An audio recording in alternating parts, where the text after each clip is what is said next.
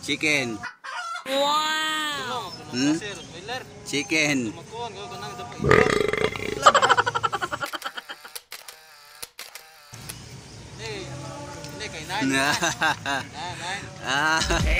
Ang GF ko, kutis niya ay napakakinis. Yung GF mo, kutis ay parang sa atis. Ang GF ko, sunod sa akin sa isang bulong.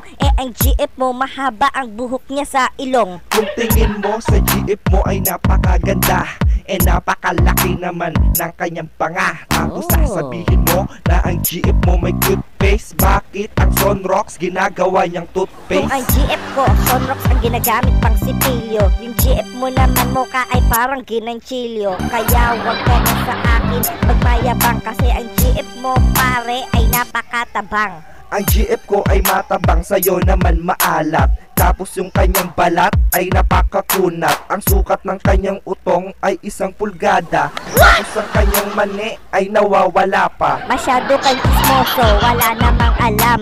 Mani nga ng jowa mo palaging nilalanggam. Kaya wag mo siyang ipagmamalaki, kasi ang jowa mo nagkamukha lang sa retoke. Alam mo ba, sa GF ko lahat namamangha. Ang bebot mo nahahawig sa palaka. Sabihin na natin na wala siyang mukha. Meron kaya mukha yun? Oo, meron niyang mukha. Meron nga. Oo, puro lang mukha. Take 2. Pagalingan ng lolo. Pagalingan lang ng lolo, panis ka sa akin. Dahil ang lolo ko, malaki ang utin.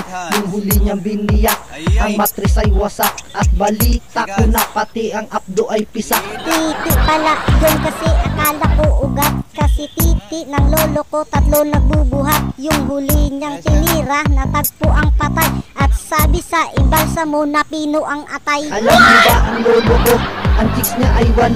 Pero Lunes hanggang Biyernes lang, iba pa Sabado. Ang lolo mo nakita ko, ang chicks niya ay pilay. At ako'y napasigaw, kala ko na buhay na patay. Sabi mo ang lolo ko, ang chicks niya ay pilay. Yung chicks nga ng lolo mo nabubulok na yung puday. Mga mukhang standby doon sa Mart 1. At ang mga pek-pek nila'y may langgam.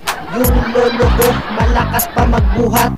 Ang lolo mo parang ugat ng duhat. Para siyang may TV, angat na ang balikat. At kala mo pagong nasa likod may buhat. Sinong pagong? Yung lolo mo nasargo ang ilong. Natadtad ng galis at sa itlog may kurikong. Umuwi na ata iyan ng konti sa leon, pero wala pa rin pinag-iba, hawig siya nilikong.